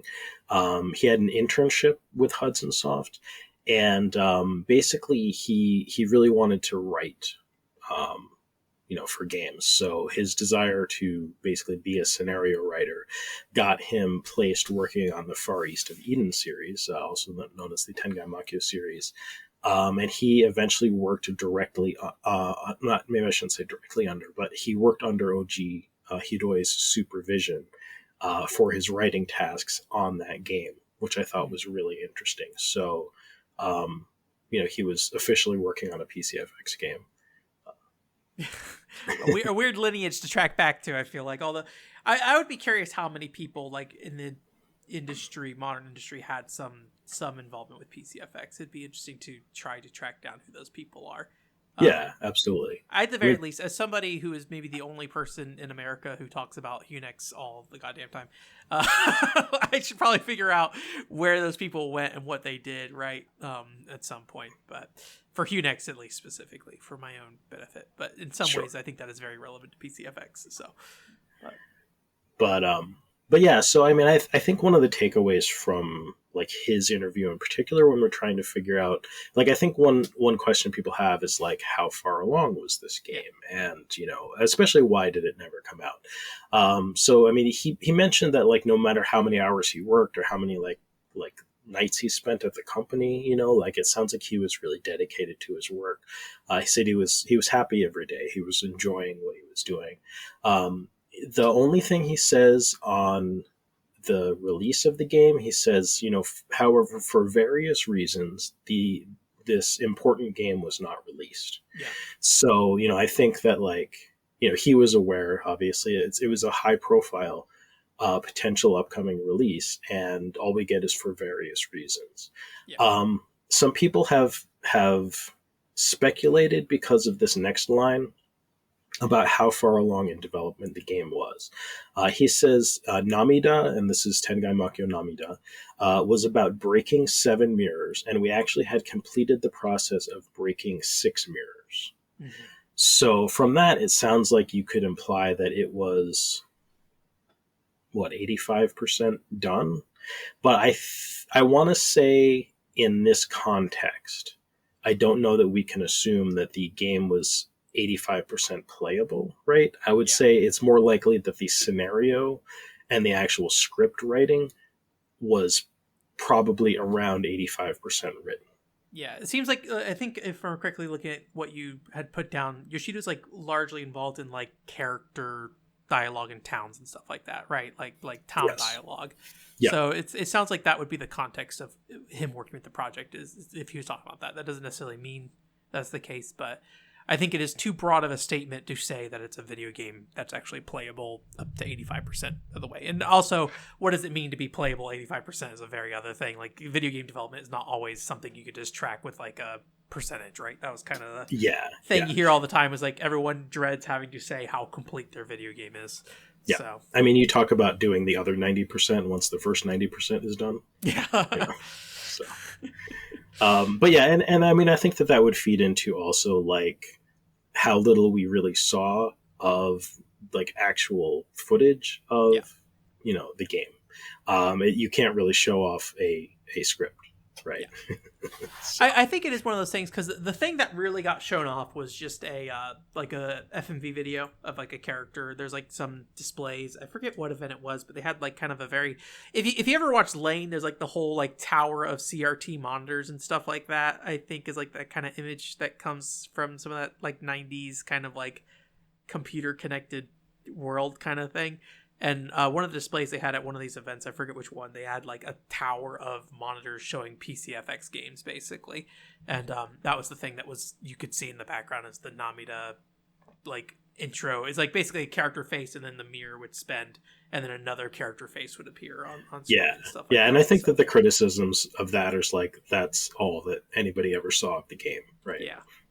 I mean, aside from like concept art and things like that. Yeah, although I think, kind of a part of this whole thing was that there were other Tengai Makyo games that were announced alongside it, right? So you had the Super Nintendo one, Tengai Makyo Zero, I believe. And then there's a Saturn version, or Saturn version, not version, Saturn game. It's different from Namida.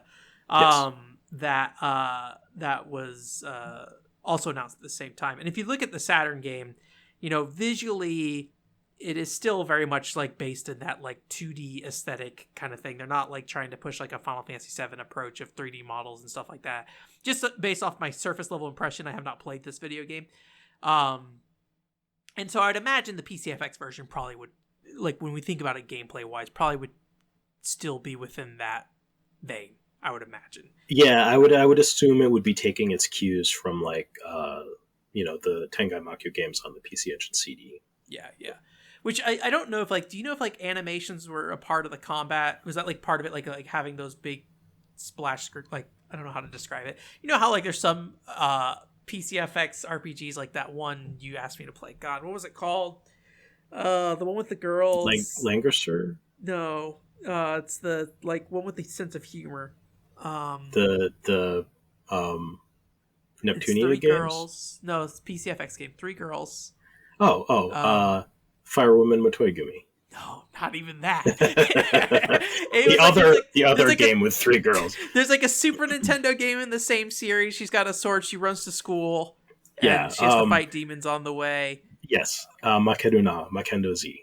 Makendo Z. When you do an attack in that game, there's like a full screen thing that shows up of a character doing that attack, right, for special attacks and things like that. So I would be curious if that was like something that I don't know if that is part of the blood of Tenkai Makyo at all, if they are doing stuff like that on the PC Engine with like larger frames attacks, but if I remember correctly, it is. Okay. I seem to remember that that's one of the really nice things about Tengai Makyo is like these big animated sprites, during battle sequences and things like that, which would fit in, well with the PCFX. Yeah. I mean, Battle Heat kind of does this to some extent as well, right? So it'd be curious to see if that was what that was kind of based on. But I'd imagine, I think, like in our heads, we could probably imagine what this video game looks like, is what I'm saying. But and I mean, there was a Tengai Makyo game that came out on the PCFX. Yeah, there's the fighting game. Fighting game, yeah, that's all FMV based, I believe, as well, similar to Battle Heat. I have not tried that game yet. I tried it on a bad burn, and it was a terrible experience. All I Oh needed no. was just show, like, I just needed like 3 seconds of footage to put in a video. I don't remember which video it was, but I put it in a video at some point.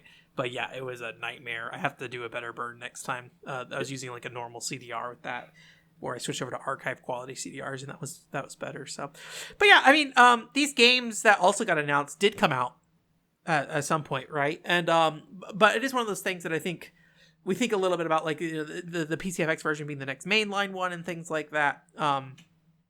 And I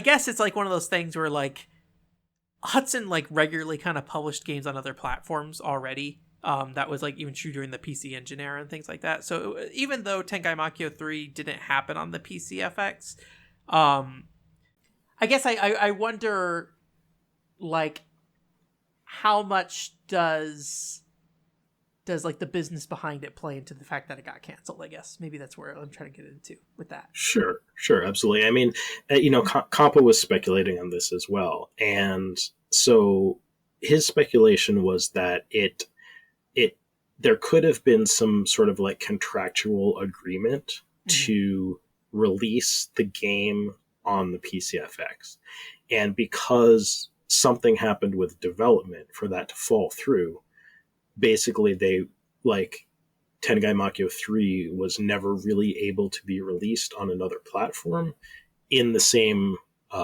state that it was initially intended for on the PCFX. So, I mean, because we did get a version of Tengai Makio 3 later for the PS2. I think it was even called Tengai Makio Namida, but apparently it was different from the game, that Yoshi P played. He actually, I think, stated that it was a different version from the PCFX version, and the ideas couldn't be carried over. Yeah. So, I think in my research I did find evidence in that interview with Oji Hiroi to support that theory, which I think is pretty interesting. One thing that they point out is that he was he was making several hundred million yen per year, and that's basically like talking about things in pennies, so knock a couple zeros off of that. Yeah. My rule of thumb is move the decimal point over twice. Exactly. That's how you get the US dollar amount. That's not necessarily true today, but that for a while I think was kind of the rule of thumb to figure out how much money was in yen versus the US dollar. Yeah. So. But I mean, suffice to say, he was making good money related to advertisements. So it sounds like a lot of these had to do with Tengai Makio, flyers and posters and all of this stuff, right? And so basically, he immediately decided to work on Tengai Makio 2. He says he's like, if he's making bank off the first one, he wants to make another one. So what he says is that this was the first time that Red Entertainment signed a contract with. It's the first time they signed a contract in general. Now, they signed it with Hudson, and apparently it was Hudson's first time to sign a contract. So this is, just based on this interview, but that's what he said. And so he drew up the paperwork, and he said basically, like, that's how loose the things were back then. Like, none of this was formalized, right? Yeah. So, he even speculates that basically this contract seemed to become Hudson's format from then on. So when they were, working with, companies like Red Entertainment, things like that, they started to get on the let's write up a contract train. So this is, Tengai Makio 2 basically on the PC Engine. By the time we get to Tengai Makio 3, you have to assume that they were drafting a contract for how this was going to work. So I think that lends a lot of credence to Compa's speculation that there probably were some kind of contractual obligations surrounding that. Yeah, basically like the mainline series would be exclusive to NEC hardware kind of thing versus these spin-offs that can happen on the side because they're not technically Tengai Makio 3, right? Yeah, though I mean I think the mainline series did continue on the Saturn, but they actually released the fourth game in the series without having released the third game first. Yeah, it's so weird. It's something that I kind of, because it came up in the Discord a little bit, and I kind of question, because when we look at like Tengai Makyo 2 and Tengai Makyo 3, it is Tengai Makyo 2, colon, the name, Manjimaru for 2. Tengai Makyo 3, colon, the name, Namida. In the case of Tengai Makyo for the Saturn, it's like Tengai Makyo the Apocalypse 4. And I don't know like enough the fourth about apocalypse or something. Yeah, I don't know enough about like what's going on in that game, but it makes me wonder if that assumption is based off the fact there is a Roman numeral 4 on the box, and maybe not that it's a part, because it's like it's in a different spot. I'm not saying that I know anything, but that was just the thing I noticed, right? Sure. Was like it was not like a part of that main title in the same way it seems to be a part of the main title in the mainline series games usually. So, and it does feel a little weird to put 4 out before you put 3 out, right? even at the contemporary time, right? Admittedly, Final Fantasy also announced 9, 10, and 11 at the exact same event, so it wouldn't be completely unheard of outside of the industry to announce 3 and 4 at the exact same time. And I don't know if the name changed for Saturn version after that initial announcement or not. Like, were those names actually established at that point? I would need to double check on that. Yeah, or they those came later. So those are all good questions, and nothing I really have an answer for. But yeah, so I mean, I feel like that whole like story is pretty interesting about what happened with Tengai Makyo 3. I don't know we have all the answers, but I feel like we have a little bit more insight into what was going on there. And I think Kampa also in our discussions was extrapolating this out to another series that shows up on the PC Engine that is quite key, I think, to the PC Engine. Probably would have been kind of a key franchise on the PCFX that did get a release on the PCFX, which is Galaxy Fräulein Yuna. So, you have basically the Galaxy Fräulein Yuna games coming out, and there was a game on the PCFX. We've talked about it before, and I think we tend to consider it kind of a tech demo a little bit. We've had conversations about this. I don't know how I feel about it, honestly, but there were, I don't remember the context. This is something I really need to sit down and figure out. I'm sure somebody in our audience probably actually knows. Compa might actually know. There was like a demo disc that came with that included Yuna. Yes. And so it seemed like they were saying, look at what the PCFX can do with Yuna, right? Yeah. I don't know for sure that's the actual position of it, but yeah, it does. Part of me is this kind of goes back to the Akazukin Chacha thing, right? Of just like, well, how much is it a tech demo that utilizes animation from another show, and how much is it that being like kind of the core to the concept, right? In the case of Akazukin Chacha, that is a video game that plays out as a video game kind of first and foremost, because it is a board game, right? So it kind of is transformative, right? Where I think when you look at Yuna FX, there's a good argument that it's not very transformative. It is more or less that same thing, but with a little extra plugged in. It feels more like you bought a movie on a PC, and then at key parts of a movie, a minigame shows up, and you play the minigame, and then the movie continues, right? There's more to it than just that. It's not just that, but it is essentially following that storyline almost beat for beat. And that is the core experience versus Akazuki Chacha, where the core experience, I would say, is the RPG battles and stuff like that, and moving around the board, right? So, sorry, there's kind of a longer-winded response that maybe you wanted for that, but I have kind of complicated feelings that I haven't really sorted out about Yuna FX. I say somebody who will never play another Yuna game, probably, other than Yuna FX, but I don't know why I have like no interest in the series. I'm just like, I'm good. I don't need to play any Yuna games. Yeah, I really haven't played any of it myself. I'm very finicky when it comes to what I get interested in. So sure. Well, I mean, it's it's your time, it's your energy. Yeah. But yeah, so I mean, my questions, my speculation is kind of like, did Sega successfully poaching Oji Hidoi and Red, company, Red Entertainment at that point, from NEC? I mean, did that have something to do with development on Tengai Makyo 3 petering out? And then, I mean, obviously it was related to Sakura Wars coming out on the Saturn, but was it also related to what's interesting about this too is Hudson was publishing, if I remember correctly, Galaxy Frontline Unigames on the Saturn.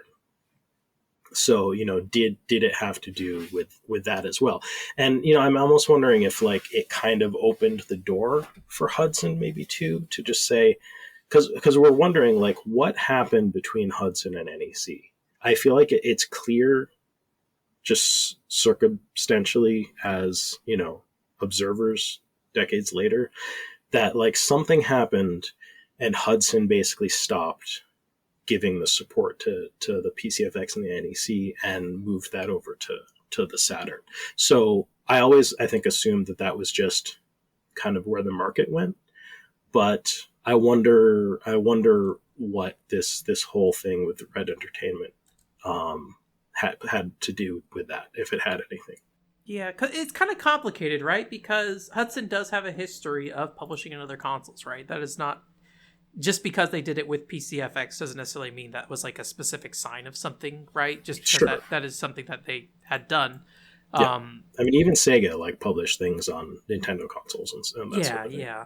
And ultimately, they released 4 games, it looks like, which, outside of like Angelique with Koei and Hunex with the avalanche of software they threw on the PCFX.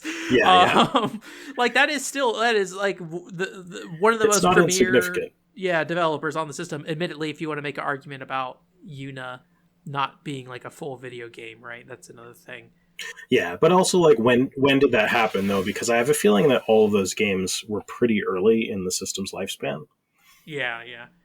Yep. I messed up. I was looking at Hudson developed. Hudson 1, 2, published, 3, 4, 5, 6 games published. Sure. The Tengai Makyo game for Red Entertainment, and then the Yuna game were Red Entertainment. Everything else they did was developed by them, it seems like.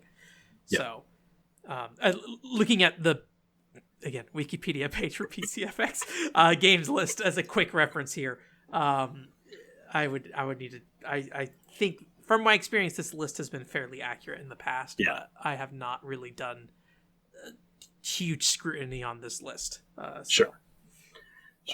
I mean, something else I have notes on, at least, which I think is interesting, and I mean, again, I don't think there's concrete conclusions we can come to around this, but Oji Hiroi, did end up leaving Red Entertainment. Mm-hmm. So I'm not sure the exact time frame on this, but it says basically, and this is his words translated via DeepL from that 4Gamer interview. He says when Red Company was first incorporated, it was as if he was supporting the company with money he earned outside of the company, right? So it sounds like he was kind of keeping this company afloat. It says originally the company was debt-free, but eventually they got so deep in debt that they had no choice but to sell their rights to everything, from Sakura Taisen to everything else. Now, I don't know if that means that they did sell the rights, but it sounds like they were in that position. And he says, if I liquidated the company, my employees would be left on the street. So I sold all of my shares to raise money for a fund. Yeah. So it sounds like they were in some financial difficulties. He didn't want to leave his employees out in the cold, which is very, admirable of him. And basically he left Red Entertainment. So the general time frame on that seems to be like, 1996 Sakura Wars was released. So obviously he was still with the company. They were working with Sega. By 2001, so that's 5 years later, the company transferred its business from Red Company Incorporated and establishes Red Entertainment Incorporated, with Oji Hiroi as the chairman. So he's still involved with the company heavily at that point. Yeah. But sometime in the 2000, in the aughts, basically after that, the company accepts Sega's capital and becomes part of Sega. So, and I assume that at some point during that time is when Oji Hiroi left the company. So I don't know I don't know what that has to do with kind of how things shake out, but I just thought that was worth noting. Yeah, it's a company that I haven't really thought that much about, Red Entertainment. I mean, I feel like a lot of these properties are very like Japan focused looking at them. And the ones that did make it over here to the US maybe weren't like the most like influential, right? We've got Thousand Arms on the PlayStation on this list, which I have played, which is also a dating RPG. Thousand Arms? Thousand Arms? Yeah. Yeah, I've played that. I didn't beat it, but it's a cool game. Oh, did you? Nice. Yeah. That game is less interesting in hindsight, I think, knowing about what's going on in Japan. But I think when you play it not knowing what's going on in Japan, it's like, what the heck is this thing? Yeah. Yes, I will date girls to upgrade my sword. Thank you. But, I think a lot of that stuff is a lot more interconnected when you look at it from Japan. So I think the greater context of what was going on in Japan, the greater access to what's going on in Japan, that game kind of is all that. But yeah, it is they're still around today, it looks like, as far as I can tell. So, yeah, Red Entertainment. Yeah, they definitely had a life afterwards. Yeah. I don't know what they're doing today per se. Make the new Gungrave game. Okay, that checks out. But yeah, they definitely still around. But yeah, I think the big thing though is just like this is interesting information in my opinion, your opinion as well. I assume all of this, and I think less than it doesn't really solve anything per se, but I think it gives us more context of what was going on, what the motivations of all these groups were. And I think there's always going to be some questions there. The Hudson relationship with NEC.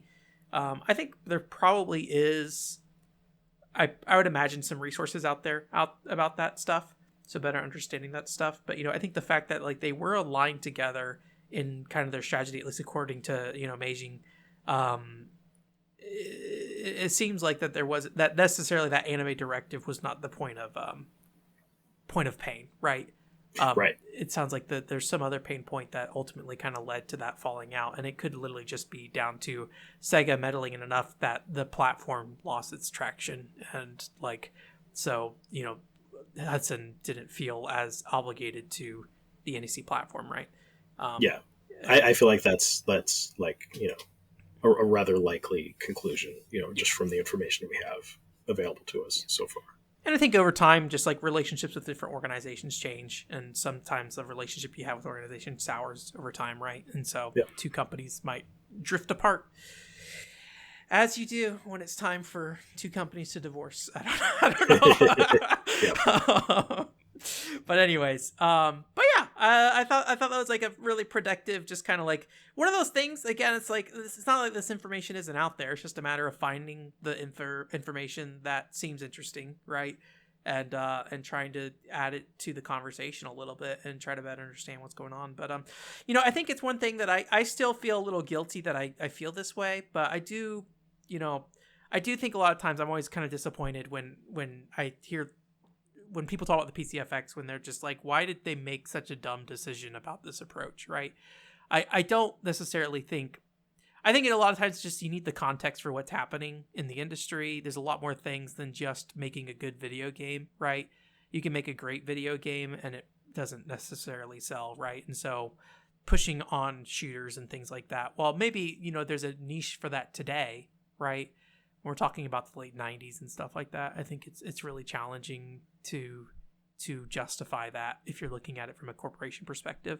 So trying to find some new avenue and new approach. And I think, what ends up coming out of that is you get like a new set of games with a new set of priorities. But the unfortunate thing about a lot of things that Hudson and NEC worked on and where they're prioritizing, right, were just things that didn't really have the context in the West at the time. So it's really difficult to...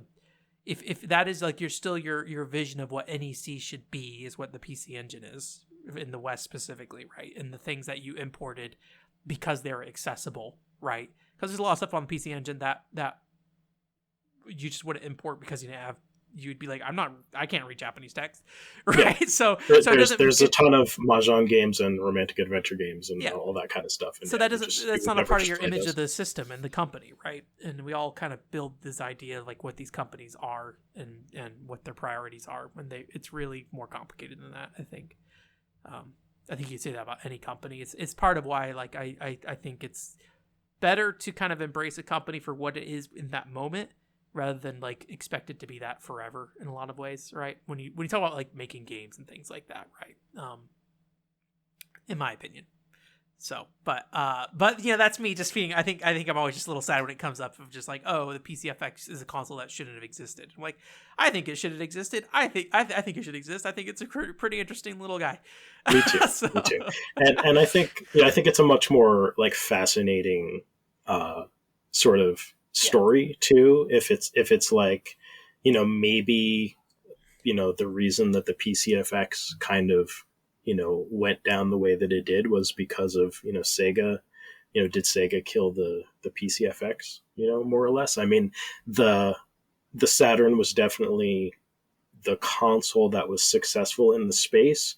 I think that the PCFX had the most potential to be successful in. And I think at the very least, like, whether that is kind of like what happened to the console, so to speak. Like, I think it's a much more interesting narrative than like, the PCFX failed because, too many gauge, right? That's going to be it for this week, though.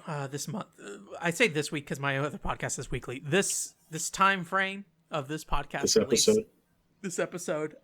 So appreciate you guys coming around. Again, check out the Ko-fi page for some updates there. It's not going to happen super often, I will say, but if you follow, you'll get notifications when those go up, if you like what I've done there so far. Otherwise, though, we'll be coming back trying to shoot. I think we're trying to hit generally like a 2 to 3 month period. That's our general goal. And I think that's been a good pace for us so far. There always will be more to talk about with the PCFX, I'm sure. But I think for now this is good, works for me and you, Mr. PCFX professor, translator of my goddess, is that what it's called? I forget the name of it. The anime.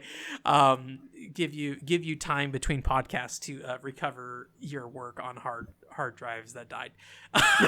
So right, exactly. Meanwhile, hopefully I'll go like write an article about some random game for girl and come back. It's like, oh yeah, PCFX. Let me get invested in this again. But I'm glad that we have like this opportunity to revisit the PCFX regularly for me, because that was like the problem on my past podcast. I guess I'm saying this because like we're a year out from starting this, right? And I think having that it's like our regular excuse to check in on PCFX and in some ways daily conversations on the Discord, right? So if you are interested in talking about PCFX, hey, you should join our Discord. Everyone accidentally ends up in my Discord, so I'm going to link the Discord group in this description. I'm going to spell that out clearly. It is in the description. I will put it in there. Click on that link. Don't go to my website. It is linked on my website, but people get confused a lot and end up in my other Discord. So go to the description if you're interested. On the podcast version, it will also be in the description there. So please click that. That will be how you get to the world of PCFX people talking. So if that's what you're interested in, we are there. And then, I think that's all I got. Anything you want to say before we wrap up? Cool. No, I think we're good. Well, I mean, I guess, sorry. Go for it. I was going to say, hopefully on an upcoming episode, maybe we'll get to talk about Team Innocent being available as a translation patch, but we'll just have to see how that goes. Yeah, December 19th is coming out then, right? Yeah. Yeah. The 30th anniversary. Or 23rd, sorry, December 23rd. Yeah, that's right. There you go. Confirmed. So everyone get to work. we got less than a year, guys. Let's get it done. Yeah. All right. Well, thank you guys again so much for listening, and we will see you next time. Bye. Bye-bye.